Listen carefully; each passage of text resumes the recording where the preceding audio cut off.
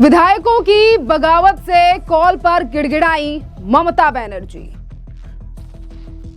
ममता बनर्जी के हाथ से गई अब टीएमसी पार्टी भी। टीएमसी विधायकों के लिए बीजेपी के दरवाजे हैं बंद, बोले दिलीप घोष। नहीं, हम तो दरवाजा बहुत टाइट करके बंद किए हैं। हम जानते हैं कि ये होने वाला था, कोई गलती से ना घुस जाए फिर से, हम भुगत चुके हैं, इसलिए दरवाजा अभी भी बंद है। पश्चिम बंगाल में ममता बनर्जी की बड़ी हार के बाद पश्चिम बंगाल में यानी कि टीएमसी में जो तूफान आया अब वो थमने का नाम नहीं ले रहा है। अभी तक ममता बनर्जी की टीएमसी जो कि काफी ज्यादा लोहे की तरह मजबूत दिखती थी, आज टूटकर बिखरने लगी है। बंगाल में 14 से 15 साल तक सत्ता का मजा लूटने के बाद ममता बनर्जी खुद आज अपनी पार्टी को बचाने के लिए बागी विधायकों के पीछे पीछे घूम रही हैं और उन्हें फोन लगा रही हैं।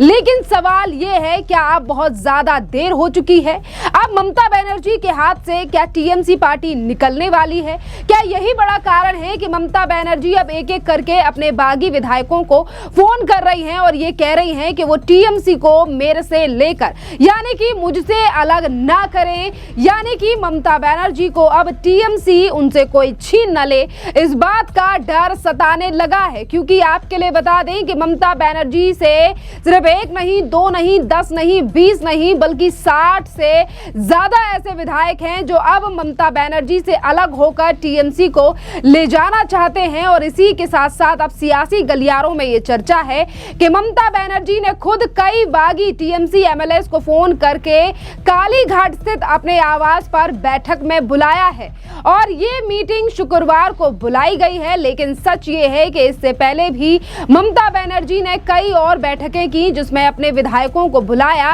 पर कोई भी विधायक ममता बनर्जी की बैठक में नहीं आया। विधायक पहले ही विद्रोह कर चुके हैं। जो निष्कासित नेता ऋतव्रत बनर्जी को विपक्ष का नेता चुन लिया है और स्पीकर भी इसे मंजूरी दे दी है। तो अब ममता बनर्जी क्या कर रही हैं? रफू करने की कोशिश, यानी कि जो टीएमसी है पूरी तरीके से बिखर चुकी है और ममता बनर्जी के अगेंस्ट जाकर पहले ही बागी विधायकों ने कह दिया है कि वो ऋतव्रत बनर्जी को ही आगे करेंगे। तो आज किस तरीके से ममता बनर्जी की पार्टी और वो नेता जिन्होंने ममता बनर्जी के साथ मिलकर कई सालों तक बंगाल में सत्ता शासन चलाया, पर आज वो ममता बनर्जी से अलग हो चुके हैं और इन्हीं विधायकों को समेटने के लिए, एक साथ करने के लिए कि ममता बनर्जी का भी हाल महाराष्ट्र के उद्धव ठाकरे जैसा ना हो, इसीलिए ममता बनर्जी अपने एक एक विधायक के लिए फोन कर रही हैं। पर देखिए, इसी के साथ साथ ममता बनर्जी जिस तरीके से अब अपनी टूटी हुई पार्टी पर रफू करने की कोशिश कर रही हैं, लेकिन पार्टी के अंदर आखिरकार गुस्सा किसके खिलाफ है? दरअसल टीएमसी के जितने भी आज विधायक ममता बनर्जी को आंख दिखा रहे हैं या आंख फेर रहे हैं, वो उनके प्यारे भतीजे अभिषेक बनर्जी और परिवारवाद और तानाशाही के खिलाफ है। बागी विधायक जो आज ममता बनर्जी से अलग हो चुका है, वो साफ तौर पर कह रहा है कि अभिषेक का नेतृत्व हम बिल्कुल भी स्वीकार नहीं करेंगे। ममता बनर्जी को हम नेता मानते हैं, लेकिन परिवार का एक बच्चा यानी कि एक तरफ के कब्जे से अब तंग आ चुका है। यानी कि जब तक सरकार में रहे और किस तरीके से ममता बनर्जी ने हमेशा ही अपने भतीजे अभिषेक बनर्जी को हर मामले में आगे रखा, जो चीजें अब पार्टी के सीनियर नेताओं को रास नहीं आ रही हैं और इसीलिए अब उन्होंने टीएमसी यानी कि अब ये जो खेमा है वो ममता बनर्जी से अलग हो चुका है। और ये वही ममता बनर्जी हैं जिन्होंने कभी कहा था कि टीएमसी घास की जड़ों से निकली पार्टी है। आज वही पार्टी उनके परिवारवाद यानी कि उनके परिवार के इर्द गिर्द सिमट कर रह गई है। चुनाव हारने के बाद दीदी की हकीकत यानी कि दीदी की जो हकीकत है अब उससे मुंह छिपा रही हैं। दीदी का ये कहना है कि उनकी पार्टी मजबूत है, पर आज ये दिखाई दे रहा है कि कैसे ममता बनर्जी की ही पार्टी के और उनके कैंप से तमाम जो विधायक अब एक एक कर अलग हो चुके हैं और अब वो अलग टीएमसी। देखिए, आपके लिए बता दें कि जितना बड़ा आंकड़ा और जितने विधायक आज ममता बनर्जी से नाराज हैं और अगर ये चाहें तो अब पूरी टीएमसी अलग बनाने की जैसे फिराक हो रही है, तो ममता बनर्जी के हाथ में कुछ नहीं रहेगा। और जब कोई इंसान 15 साल तक किसी राज्य में शासन चलाए तो अब ममता बनर्जी को यही डर सताने लगा है कि अब आखिरकार वो क्या करेंगी। और इसीलिए अब वो जो बागी विधायक हैं, जो गुस्सा होकर भी जा चुके हैं, जिन्होंने मुंह फेर लिया है, अब उन्हें लगातार मनाने की कोशिश ममता बनर्जी कर रही हैं और अब उन्हें एक एक करके फोन कर रही हैं। ममता बनर्जी उन्हें मनाने की कोशिश कर रही हैं, पर इन तमाम चीजों को लेकर यही कहा जा रहा है कि ममता बनर्जी की ये पूरी कोशिशें नाकाम होने वाली हैं, क्योंकि यहाँ पर मेन समस्या है परिवारवाद का कब्जा और योग्य नेताओं को परे रखना। ममता बनर्जी के लिए सबसे बड़ा संकट तो यही है, क्या ममता बनर्जी अब अपनी तानाशाही और परिवारवाद छोड़कर पार्टी को बचा पाएंगी, या फिर टीएमसी का अंतिम अध्याय अब लिखा जा चुका है और बंगाल की जनता जो बदलाव चाहती थी वो तो हो ही चुका है, पर अब जो टीएमसी के नेता ममता बनर्जी को आंख दिखाकर अलग हो रहे हैं। अब संकेत ये भी आने लगे हैं कि ममता बनर्जी के हाथ से टीएमसी भी बुरी तरीके से निकल चुकी है और अब ममता बनर्जी को इसी बात का डर सताने लगा है कि आखिरकार उसके बाद ममता बनर्जी क्या कुछ करेंगी टीएमसी अपने हाथ से जाने के बाद।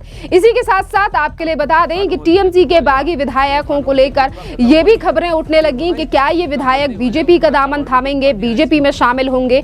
तो इस बार भारतीय जनता पार्टी के नेता और मंत्री दिलीप घोष ने पूरी तरीके से अपना बयान स्पष्ट दे दिया है और उन्होंने कहा है कि टीएमसी के बागी विधायकों के लिए और टीएमसी के नेताओं के लिए बीजेपी ने अपना दरवाजा जोर से लगाया हुआ है और हम इन नेताओं को अपनी पार्टी में नहीं लेंगे। सुनिए दिलीप घोष का ये बयान। हमने कुछ मॉडल नहीं किया है। अगर टीएमसी, हम तो पहले से बोल चुके थे जिस दिन हारेगा पार्टी खत्म हो जाएगा। अब देखिए नाखून में अभी तक काली है चुनाव का, वो खत्म नहीं हुआ, पार्टी खत्म हो गया। तो ये पार्टी किस आधार पर, केवल लूट के आधार पर ये पार्टी बनी थी और कहीं का ईंट कहीं के रोड़ा, भानुमती ने कुनबा जोड़ा। तो ये भानुमती की कुनबा खत्म हो रही है और ये होना ही था, जितना जल्दी हो जाए उतना अच्छा। और भी कुछ पार्टियां ऐसी है वो भी खत्म हो जाएगी। सर, दरवाजे खुले हुए हैं, बहुत सारे लोगों की अर्जियां हैं आपके पार्टी की तरफ। नहीं, हम तो दरवाजा बहुत टाइट करके बंद किए हैं। हम जानते हैं कि ये होने वाला था, कोई गलती से ना घुस जाए फिर से, तो हम भुगत चुके हैं, इसलिए दरवाजा अभी भी बंद है। देखा जाए आगे क्या होता है। सर, महामित्र और सायमित्र अभी जो परिस्थिति है तृणमूल का अभी दिखाई नहीं दे रहा है, पर दूसरे समय तो ये तो उनको पूछा ना टीएमसी को, साइनी और मुआ कहाँ है, हम कैसे बताएं। और एक बात, राज्यसभा और लोकसभा के सांसद में जो तृणमूल के हैं उनमें भी द्वंद्व शुरू हो गया है, क्या बोलेंगे? नहीं, द्वंद्व सर्वोपरि है, ये तो मुसल पर्व है ना, सब जगह द्वंद्व है। कौन किसका खिलाफ बोल रहा है, कौन कहाँ है। सुप्रीमो मीटिंग बुलाई तो कोई नहीं आया, क्यों नहीं आया, ये भी उनको देखना चाहिए। हमारी जिम्मेदारी नहीं है। सरकार, जनता ने हमें सत्ता सौंपी है और विकास का काम दिया है, हम उसी में लगे हुए हैं। विपक्ष क्या करेंगे वो तय करें। दादा, क्या टीएमसी बचेगी बंगाल में? देखिए दिलीप घोष का आपने बयान सुना जो कि उन्होंने कल दिया था और इसी के साथ साथ आज भी तमाम मुद्दों को लेकर दिलीप घोष ने ममता बनर्जी को घेरा है और कहा है कि धीरे धीरे कर ये पार्टी विलुप्त हो जाएगी। जरा सुनिए दिलीप घोष का ये बयान भी। सबसे पहले ममता बनर्जी को विरुद्ध में एक 3 तारीख को एफआईआर हुआ कि वो बांग्लादेश में जो खून खराबा हुआ था उसकी हवा देने वाला है ममता बनर्जी। बिल्कुल, एकदम। उनको तो देशद्रोहिता का मामला होना चाहिए। देश का संविधान का खिलाफ, सुप्रीम कोर्ट के खिलाफ, संसद के खिलाफ, देश के राष्ट्रपति, प्रधानमंत्री, गृहमंत्री के खिलाफ जिस प्रकार कमेंट उन्होंने की, लोगों को उकसाया है। और यहाँ का हिंदू समाज को डराने के लिए मुसलमानों के बारे में जो बात किया है, ये सारी बात का कंप्लेन होना चाहिए और उनको काटगड़े में लाना चाहिए। इस प्रकार एक सरकारी संवैधानिक पद में रह करके इस प्रकार बात कोई नहीं कर सकता है, इसका कोई क्षमा नहीं है। कोलकाता पुलिस ने टीएमसी नेता सौरभ विश्वास को उधारी और छेड़छाड़ के आरोप में गिरफ्तार किया। सौरभ विश्वास जैसा लोग बहुत सारा अपराध में लिप्त है। लोग डर के मारे नहीं बोलते थे, अभी शुरू हुआ है, सैकड़ों अभियोग उसके खिलाफ आएगा, एफआईआर होगा। वफादारी बनाम बगावत, ममता ने अधिकारों को कम करने की कोशिश की। टीएमसी की बागी गुट के टकराव, जहां पर बाकी विधायक, देखिए ये कोई खबर नहीं है, ये ड्रामा चलेगा टीएमसी का कुछ दिन, देखते रहे क्या होता है। पार्टी ही खत्म हो जाएगा और जितना जल्दी खत्म हो जाए उतना ही अच्छा है। महुआ मित्र का बड़ा बयान है कि खुद को टीएमसी पार्टी ना कहें, क्योंकि जो बगावत करके बीजेपी से मिलके जो ये पार्टी अलग किए हैं ज़्यादा दिन तक नहीं रहेंगे। वही है, स्टेटमेंटबाजी हो रही है, कौन कितना ममता बनर्जी का नज़दीक है। अभी सब लोग अस्तित्व संकट में भोग रहे हैं कि कहाँ जाएंगे, कौन सा पार्टी रहेगा, कौन सा जाएगा। तो इस प्रकार चलेगा कुछ दिन। शारीरिक रूप से टीएमसी पर मानसिक रूप से टीएमसी में नहीं है। ये सुखेंदु शेखर राय जो सांसद है टीएमसी के, वो कह रहे हैं कि और भी कई सांसद हैं जो कि सुखेंदु बाबू ने एक बार पार्टी का नीति का खिलाफ बोला था, मुंह खुला था और दिल की बात की थी, उसके लिए उनको भुगतना पड़ा, सस्पेंड होना पड़ा। कम से कम उन्होंने तो हिम्मत की थी, बाकी लोग तो किया नहीं। अभी जो क्रांति कर रहे हैं, पहले क्यों नहीं मुंह खुला है? सारी सुविधा वहाँ से मिला, जितना इलीगल और अनैतिक सुविधा सब लिए इन लोगों ने। आज साधु बनने का प्रयास कर रहे हैं, लेकिन कानून छोड़ेगा नहीं। आखिरी प्रश्न था, कल विधाननगर के मेयर किशोर चक्रवर्ती ने रिजाइन दिया, इससे 24 घंटा के अंदर ही 2 विधायक, कोलकाता के फिराद हकीम और विधाननगर के। नहीं, अभी एक रिजाइन का ड्रामा चलेगा कुछ दिन। कोई रिजाइन दे दिया, कोई बोलता रिजाइन गृहित स्वीकृत नहीं हुआ है।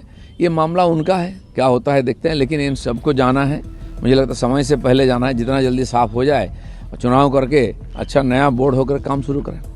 देखिए, बीजेपी लगातार ममता बनर्जी के ऊपर हमलावर है और टीएमसी के नेताओं के लिए दरवाजा बंद कर दिया गया है बीजेपी के द्वारा। अब देखना अहम रहेगा कि ममता बनर्जी अपने डूबते हुए घर को कैसे बचा पाएंगी। क्या ममता बनर्जी के हाथ से निकल जाएगी पूरी तरीके से टीएमसी और इसी के साथ साथ क्या ममता बनर्जी क्या कुछ करेंगी अपनी इस टीएमसी को बचाने के लिए? खैर, इस पूरी नजर पे हमारी नजर बनी हुई है और आपकी भी जो राय हो इस पूरे मामले पर आप हमें कमेंट कर जरूर बताइए। धन्यवाद।